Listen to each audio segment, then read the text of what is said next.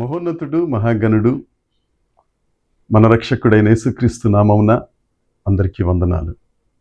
సర్వశక్తిమంతుడు సర్వోన్నతుడు మనలందరినీ ప్రేమించి మనకు అనుగ్రహించిన ఈ నూతన దినమును బట్టి సమస్త మహిమ ఘనత ప్రభావములు యేసయ్యకు మాత్రమే చెల్లునుగాక. ఆ దేవాది దేవుడు ఈ నూతన దినములో మనకు అనుగ్రహించిన దేవుని యొక్క వాగ్దానము కృపావార్త. ఆదికాండ గ్రంథము 17వ అధ్యాయము 9వ వచనము.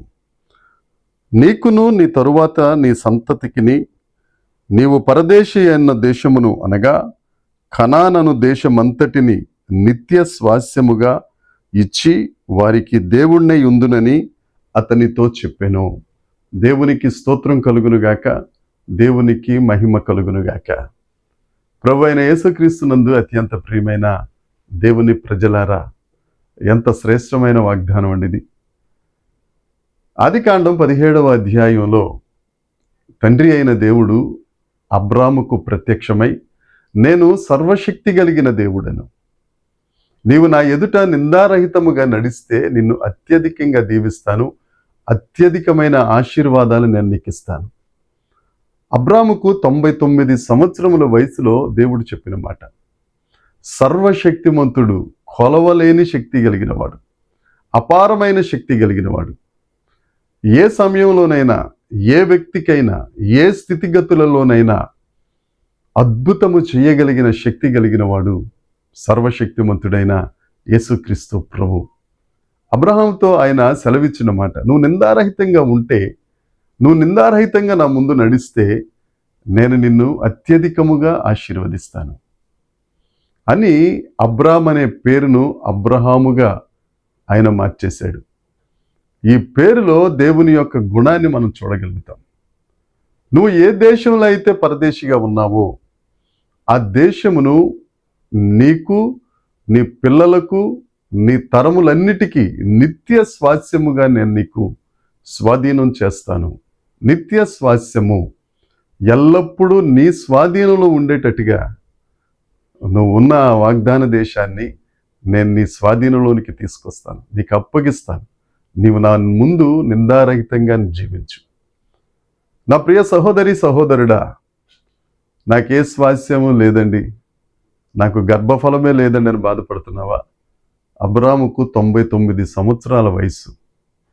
అప్పుడు దేవుడు ఆయనకు ప్రత్యక్షమే చేసిన వాగ్దానం ఇది. నీకు నిత్య స్వాస్యంగా ఇచ్చేస్తాను, నీ సంతతికి. దేవునికి స్తోత్రం. అదే దేవుడు ఈ దినాన్న నీతో మాట్లాడుతున్నాడు. నీ సంతతికి, నీ పిల్లల పిల్లలకు నిత్య స్వాస్యంగా నువ్వు ఎల్లప్పుడూ నీ స్వాధీనంలో ఉండేటట్టుగా ఒక దేశాన్ని దేవుడు నీకు ఇవ్వబోతున్నారు. దేవుణ్ణి స్తుతించు, దేవుణ్ణి మహిమపరచు. పౌలు గారు హెబ్రీ పత్రికలో 1వ అధ్యాయం 14వ వచనంలో తెలియచేస్తారు, రక్షణ అనే స్వాస్యమును, ఆ దేవుని దగ్గర మనం పాపపు జీవితమును జీవిస్తూ ఉన్న మనలను ఆయన రక్షణ స్వాస్యాన్ని మనకు ఉచితంగా అనుగ్రహిస్తారు. ద్వితీయోపదేశకాండం 33వ అధ్యాయంలో ఉంటుంది కదా, ఓ ఇజ్రాయేలు నీ భాగ్యం ఎంత గొప్పది, రక్షింపబడిన నిన్ను పోలిన వాడెవడు. ఆ రక్షణ అనే భాగ్యమే గొప్పది. ఈ భూలోకంలో ఎన్ని భాగ్యాలున్నా అది నిన్ను పరలోకం తీసుకెళ్ళదు, మోక్షానికి తీసుకెళ్ళదు, స్వర్గప్రాప్తి కలుగ చేయదు. ఒక రక్షణ మాత్రమే. ఆయన నిన్ను నీ సంతతిని రక్షించుకుంటారు, వాగ్దాన దేశానికి తీసుకెళ్లి నిత్యము ఏలేటట్లుగా చేస్తారు. అంతేకాదు కీర్తనకారుడు 16వ కీర్తన 5వ వచనంలో అంటారు, యెహోవా నీవే నా స్వాస్య భాగము, నా శ్రేష్ఠ భాగం. దేవుడు మనకు స్వాస్యము, మనము దేవుడికి స్వాస్యం. స్వాస్యం అని అంటే ఆస్తి. ఆ దేవుడు నీకు స్వాస్యం, నీవు దేవునికి ఆస్తి.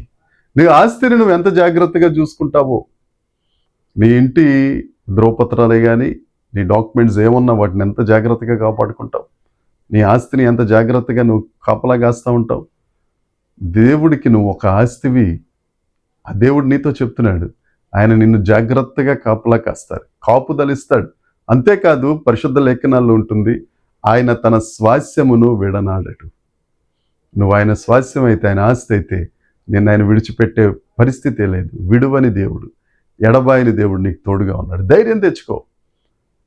నా పక్షాన్ని ఎవరు లేరండి, అసలు నాకేమీ లేదండి, దిక్కు తోచట్లేదండి, ఏం చేయాలో అర్థం కావట్లేదు అనుకుని బాధపడుతున్నావా? తండ్రి అయిన దేవుడే నీకు స్వాస్యంగా, నీకు ఆస్తిగా ఉన్నారు. అంతేకాదు, ఆయన నిన్ను తన ఆస్తిగా చేసుకున్నాడు. నీ పాదములకు రాయి తగులకుండా దూతలకు ఆజ్ఞాపిస్తాడు. అపాయం ఏమీ నీ చెంతకు రాకుండా ఆయన నిన్ను రక్షిస్తాడు, నిన్ను కాపాడుతాడు. ఆ గొప్ప దేవుడు ఉన్నాడు. ఆ మహోన్నతుని చాటున నిందారహితంగా జీవించు. ఆ దేవుడే నిన్ను భుజముల మీద ఎత్తుకుని ముదిమి వచ్చే వరకు నిన్ను ఊరేగించే గొప్ప దేవుడైన ఈ వాగ్దానాన్ని స్వతంత్రించుకో. ఈ దినమంతా ఈ వాగ్దానాన్ని ఉచ్చరిస్తూ వల్లిస్తూ ధైర్యం తెచ్చుకో. దేవుడు తప్పక నిన్ను, నీ స్వాస్యమును, నీ పిల్లల పిల్లలను దేవుడు దీవించునుగాక. ఆమేన్. ప్రార్థన చేసుకుందాం. పరలోకమందున్న మా తండ్రి, పరిశుద్ధుడా, కృపగలిగిన దేవా, నీకు స్తోత్రాలు ప్రభువా. ఈ దినాన మీరు మాకు ఇచ్చిన వాగ్దానానికే నీకు వందనాలు చెల్లిస్తున్నాం. దేవ, మమ్మల్ని మీ స్వాస్యంగా చేసుకున్నారు. మా పిల్లల పిల్లలను నిత్య స్వాస్యంగా చేసుకున్నారు. రక్షణ అనే స్వాస్యాన్ని ఇచ్చారు. మమ్మల్ని మీ శ్రేష్ఠ భాగంగా చేసుకున్నందుకు నీకు స్తోత్రం.